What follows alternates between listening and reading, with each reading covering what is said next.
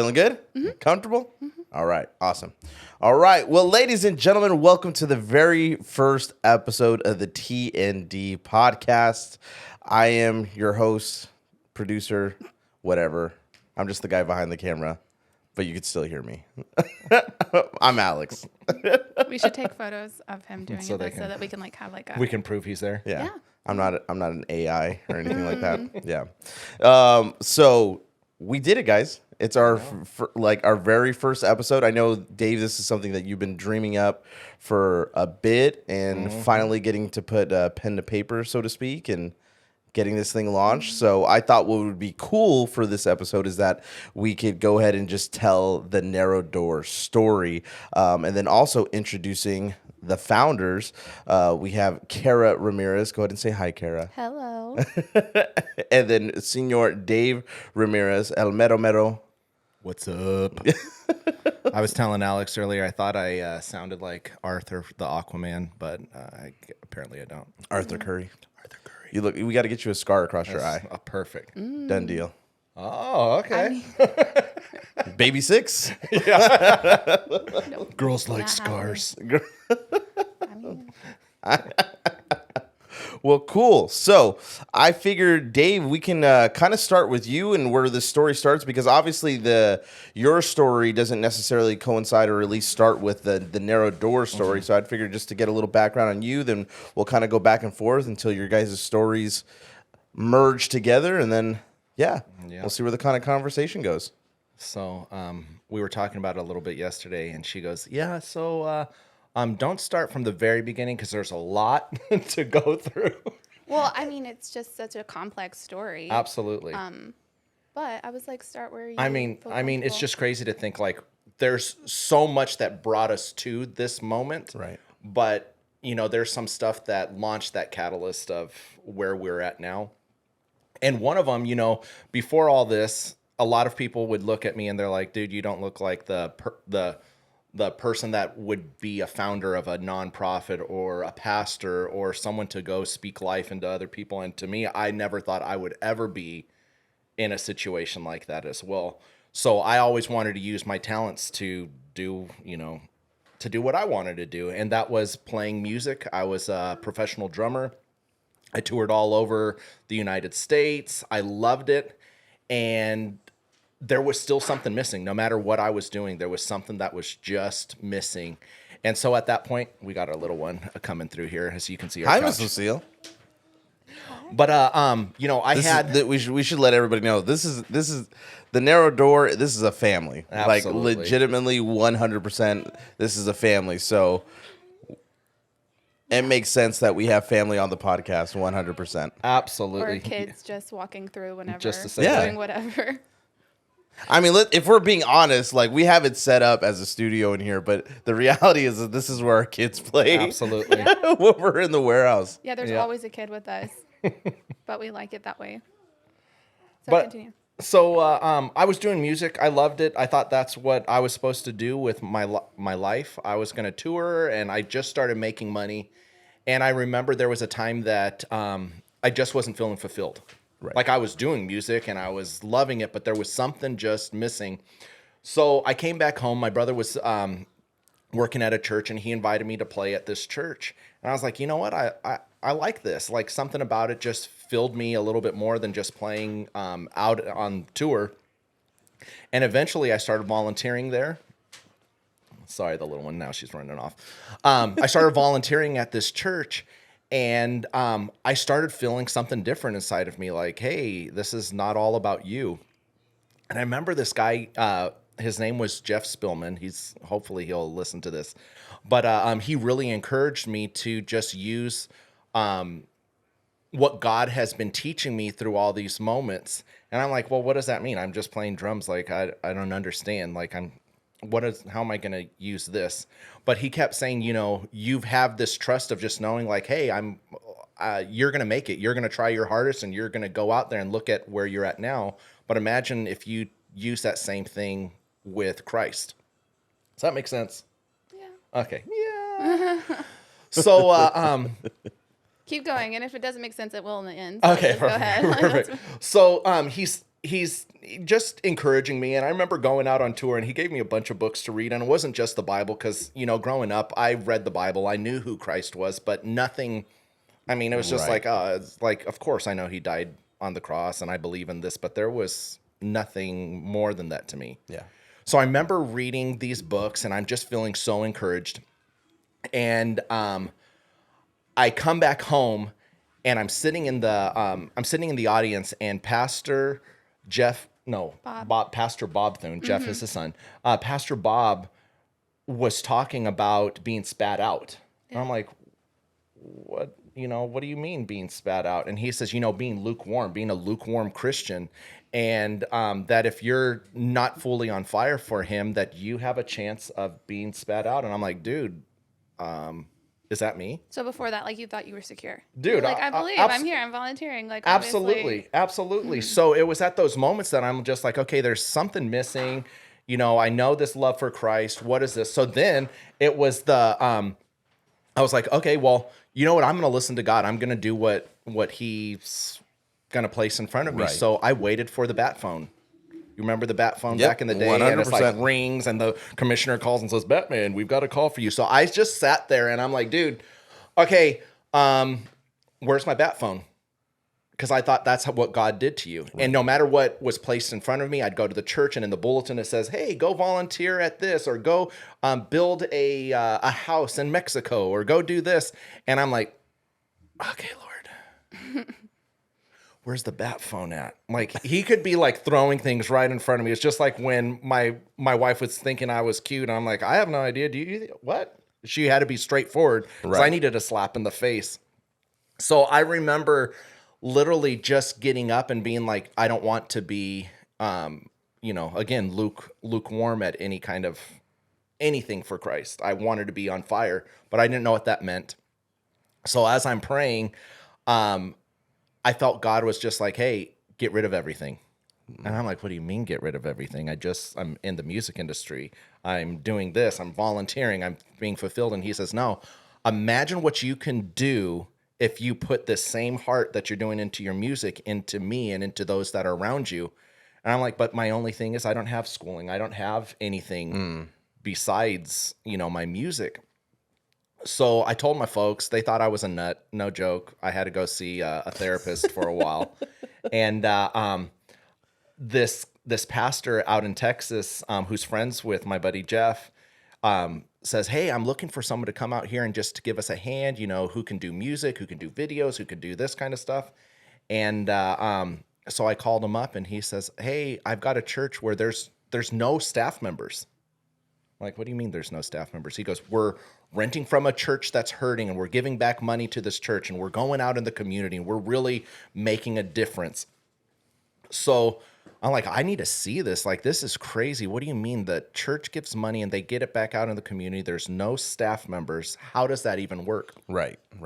So there was all stuff that happens in between it, but to get even more to the point, I remember leaving. I go to Texas. I'm sleeping in my car on the way there. I sold everything that I had, and as soon as I get there, the pastor says, "Hey, let's sit down and talk." And he says, "So, really quick, what was stopping you before from serving?" Like, where you were at. You didn't have to go to Texas to do that. Yeah. Like, what was the He problem? goes, where you were. You didn't have to go to Texas. You could have just served right in your own home.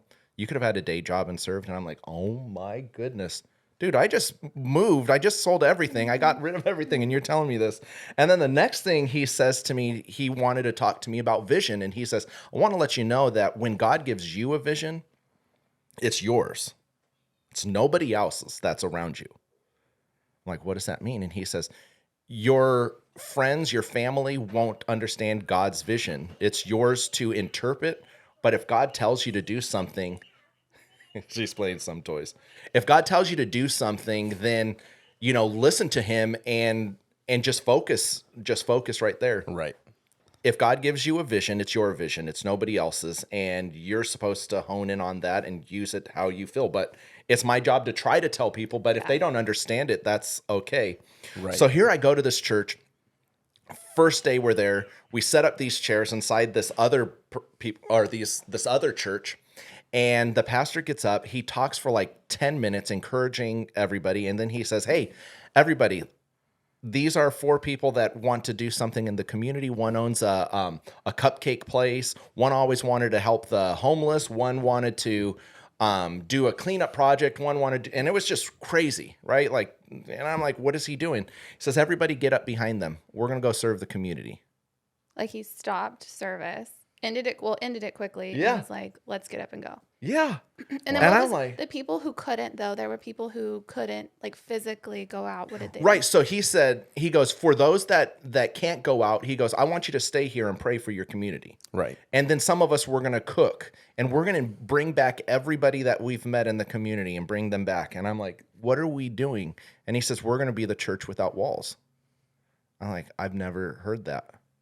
So we're going to do church out there. And I said, so everything that I'm learning, I'm like, no, we're going to go like tell the gospel to all these people. Like we're going to bring out our Bibles. And he says, no, we're going to go love on the community. Wow.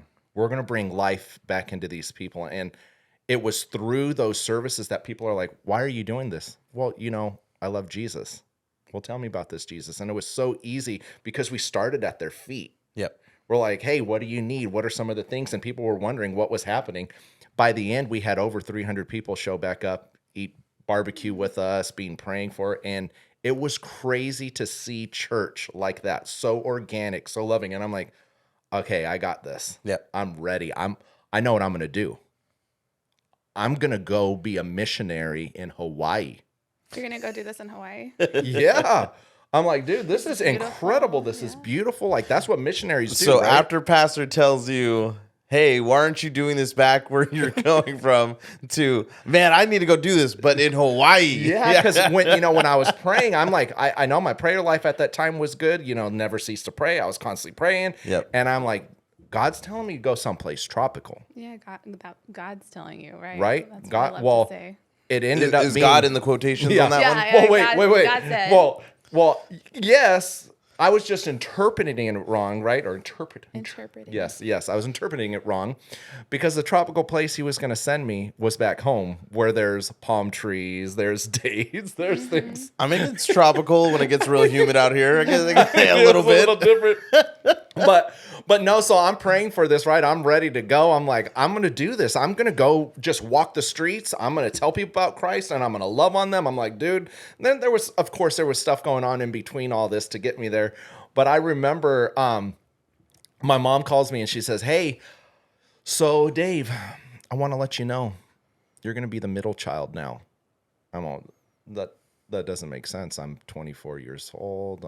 Well, and they're older, so no longer fertile. Yeah, that's right. You're not like, pregnant, so what's going on? Something's going on. A little Sarah Miracle happening with mom. Yeah. And my mom and pops, they're like, yeah, so we adopted 2 high school kids. They're your distant cousins, and they need, full support. So a lot of the stuff we're doing in the Valley, helping families in need, because my mom and dad, they understood it. They all had day jobs, but then on their time off, they were serving Christ. They had a Christmas store where they were serving kids that were in need. And my mom's like, I don't think it's going to be able to happen. And I said, oh, man, that's too bad. Yeah, that's too bad. God's calling me, Hawaii. to Hawaii. Yeah. And you could hear like the hesitation in her voice because she's been praying hard for me for years, like oil on the walls and like, Yeah. Dave, come on. Should be going hard in the paint. Yeah, she goes, he already left for music and he went crazy and left all that. And now he's over here telling me he's moving again. Like, what is happening? Did mom feel like she was over praying a little bit? So here I am. I remember I'm sitting in Zilker Park in Austin, Texas. Beautiful, beautiful park. I'm reading my Bible and it was Nehemiah. And here's this guy he's a cupbearer for the king, right? And I'm thinking he can't, like, what kind of job is that? But if you think about it, it's one of the highest jobs because he's drinking, he'll test the stuff out before the king gets it. So if he gets sick, he'll know. So he's willing to die for the king. He's willing to give up everything for him, right? So he has a chance to whisper in the king's ear and the king will listen because he's trusted. Yep. Well, he gets a call from home saying, hey, dude, home is thrashed. It's messed up. It's going bad. What are we going to do? And he sat down and he got on his knees immediately and he started praying and he started crying out and he started like, Lord, what's happening? You know, like, what can we do? And it was at those moments that I'm like, oh man, I was getting phone calls during that time from friends that were graduating college, and they're like, Dave, I don't know what I'm going to do. I've got a college degree, but I don't have a job lined up, and there's a recession happening. And to me, in my mind, God has always provided. So there is no such thing as a recession if God's going to provide, you know, every aspect. So I couldn't understand why they didn't like, we're the same age. They should be in the same place as me, right? But I remember hearing people like my friends back home that were just hurting, and hearing communities and places. And it wasn't just my friends, it was all over that I was hearing people like just struggling. And I'm like, what can I do? And it was at those moments that I started thinking like Nehemiah, like he asked the king for his men. He asked the king for the trees and to break things down, to build these walls up and to change these community, or to change the community. And I'm like, you know what?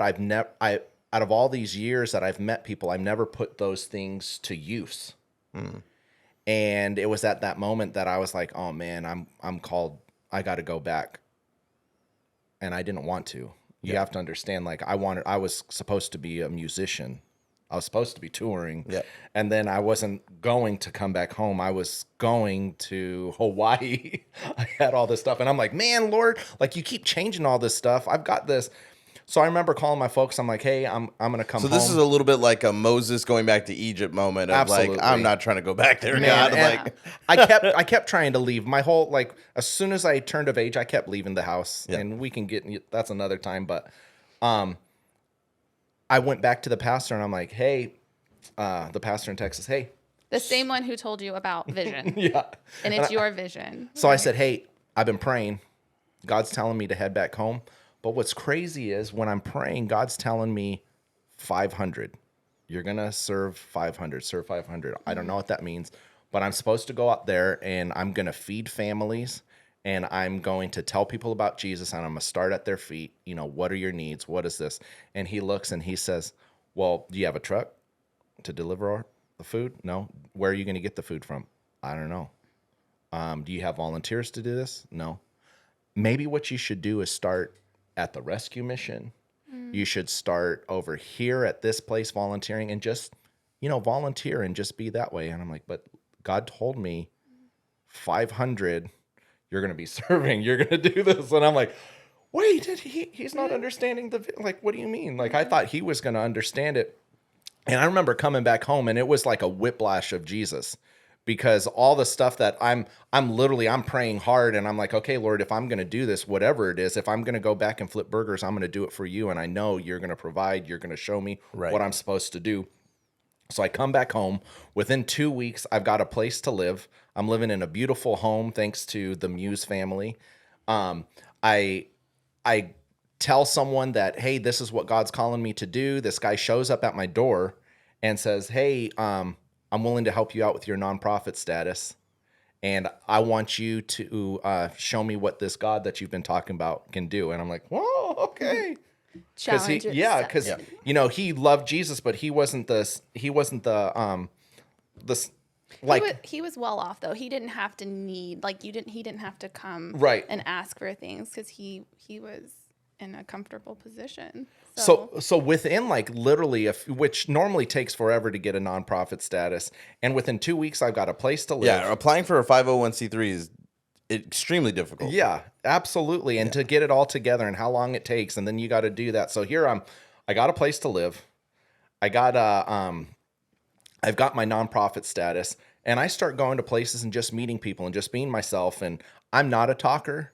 Kara would say different. Like right now I can talk, but otherwise I get anxiety. I want to pass out. Yeah, you're proving everybody wrong right now.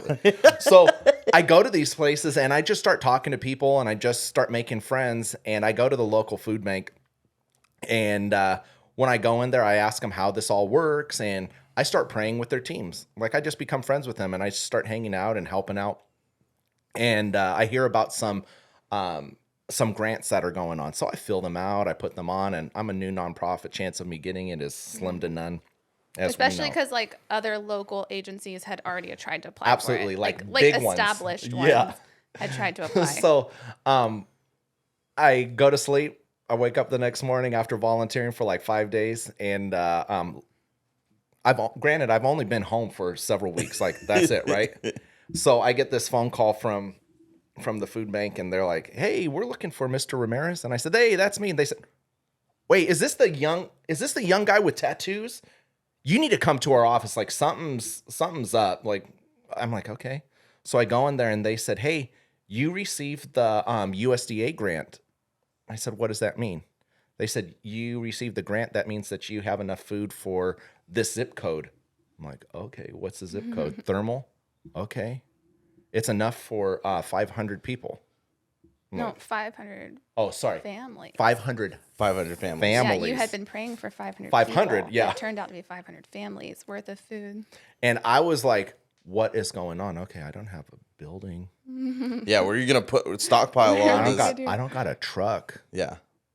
I don't got this except for Jesus. Like I literally, like I said, I still came back with nothing. Like I'm living in a home with You just have my no clothes. finances, I so have you no can't finances. even get a building, get a truck. Like you have nothing. So I'm like, but the food. I'm like, okay, like God, you gave me this vision. Like, don't make me look crazy already. Like I'm left everything. Okay. So at this point, it's you, your vision, God. That's all I got. A little home with some clothes, and a whole bunch of food with nowhere to put it. But not only the food, what else did you get? So as I'm walking out, they're like, "What did you do?" And I'm like, "What do you mean, what did I do?" They're like, "People have been going for this grant for some time, and like big nonprofits, you got it.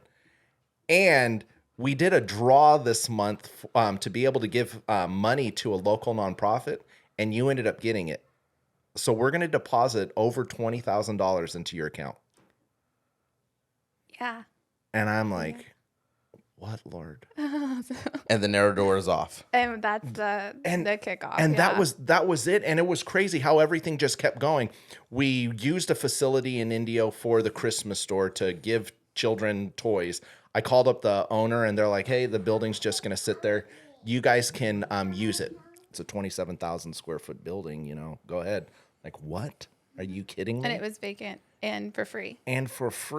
So you got a free Then I'm driving. If you can imagine, I sold everything, even my beautiful, beautiful Chevy 1500 truck. It was nice. It shot flames out the back.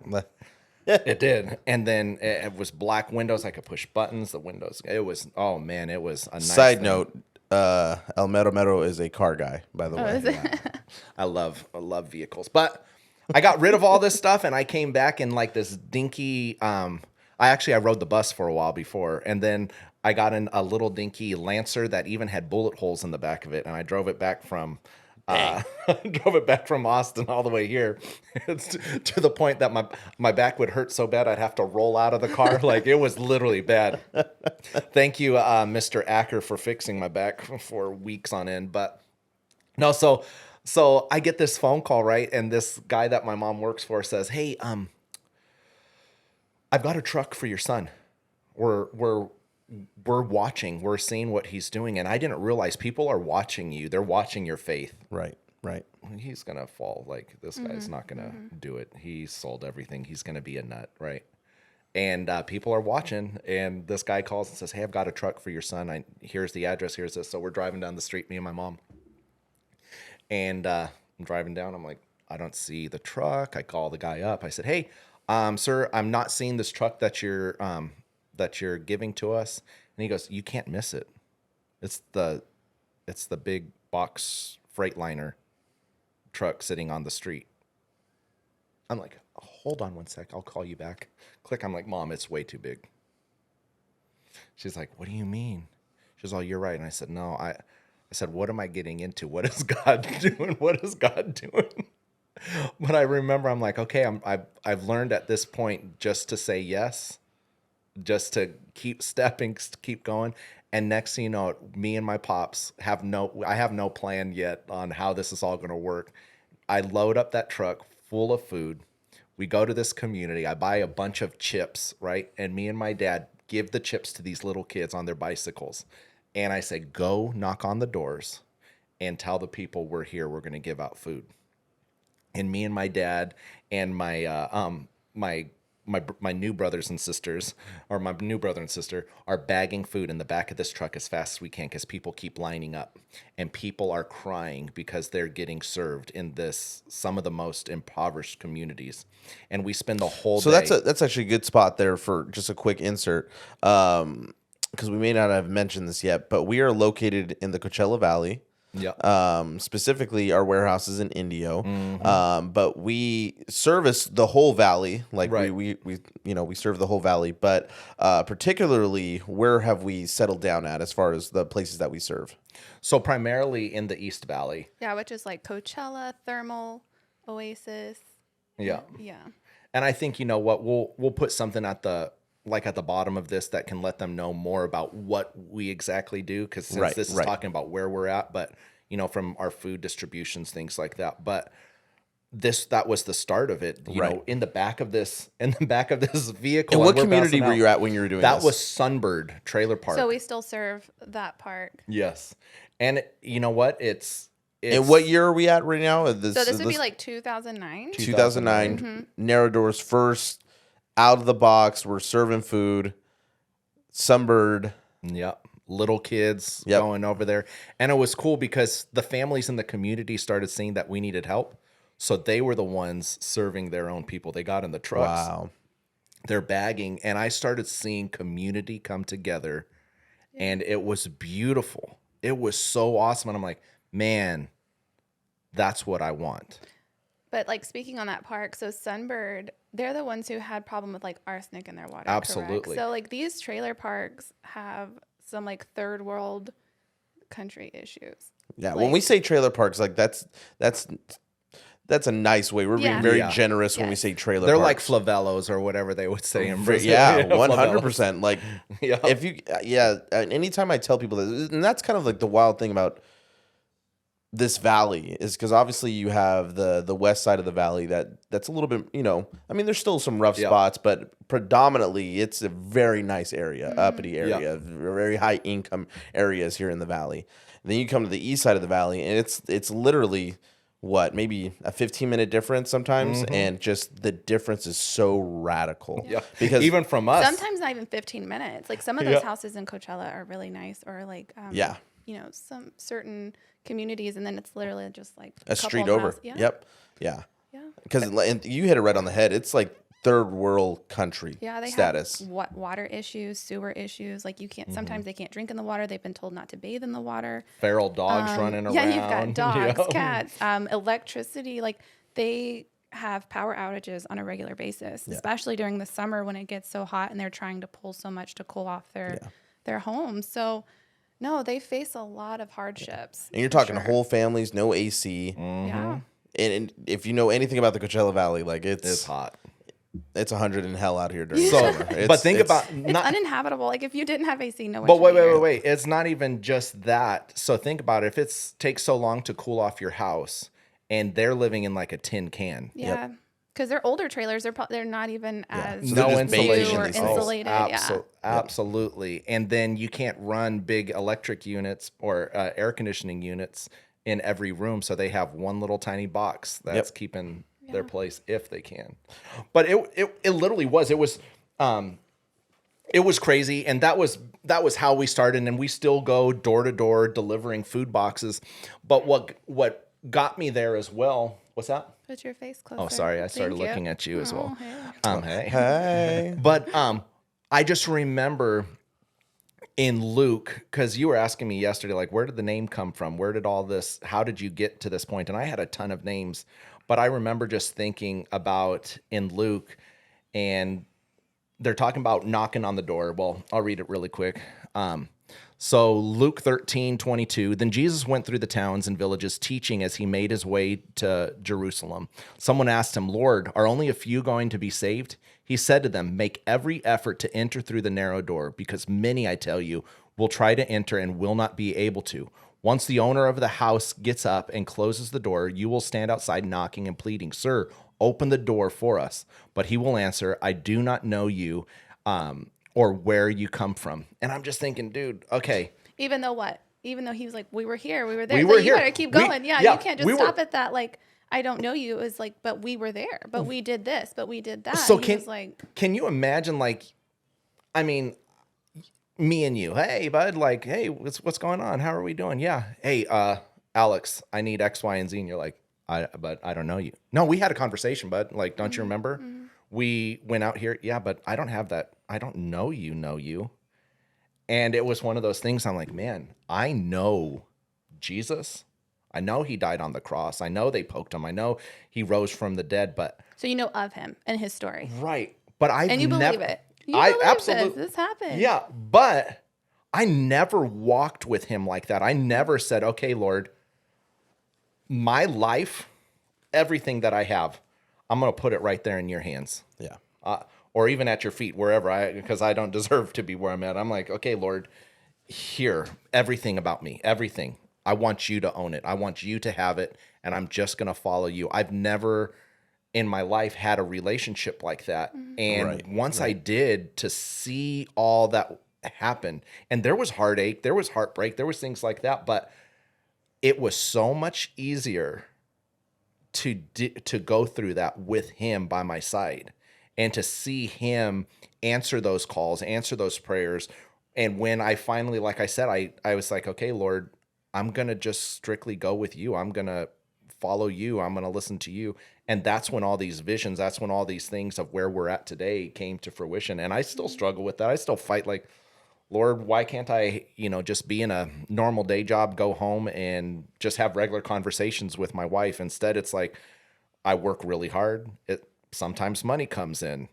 I hear families that are hurting. I hear, nosebleeds happening in homes because the air conditioning went out and it's so hot in there that they're bleeding. Families that are like their stomachs are hurting because they haven't eaten for a week, or their feet are bleeding, or all kinds of stuff. And then I come home and me and Kara, I lay it out on her and she's like, how can we help? What can we do? Yeah. It's a constant thing. And there's some days I want my brain just to be clear, but I believe in God and I believe that he's going to get us through those times. And I don't think this was meant for everybody.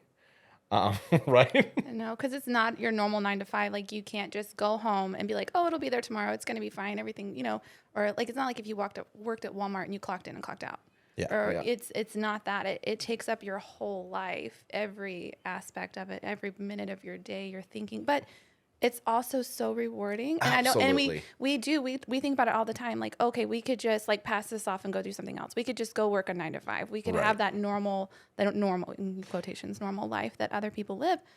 And maybe it wouldn't be so stressful, but every time we think about it, but we wouldn't be happy. We wouldn't feel fulfilled. We wouldn't feel like we're doing what God called us to do. We're choosing something else that seems, easier in a way to us. And it is crazy because, we're not attached to all the stuff and things like that. What we're attached to is Jesus, our relationship, and our kids. Like, and then right. And then everything else just falls in line, and it's different. Yeah. It totally is. The name, The Narrow Door, so it came from Luke. But we get asked all the time, like, do you guys sell windows? Like garage doors, like the narrow door. Especially right here. Because we're right next to an auto body shop and a garage place. So we get asked that, or even, but I think just being a place where people can come through and be closer to God so that they'll make it. When they're knocking on that door, they're going to be recognized, and we're giving them a space to grow that relationship. Right. We want to make sure. Mm-hmm.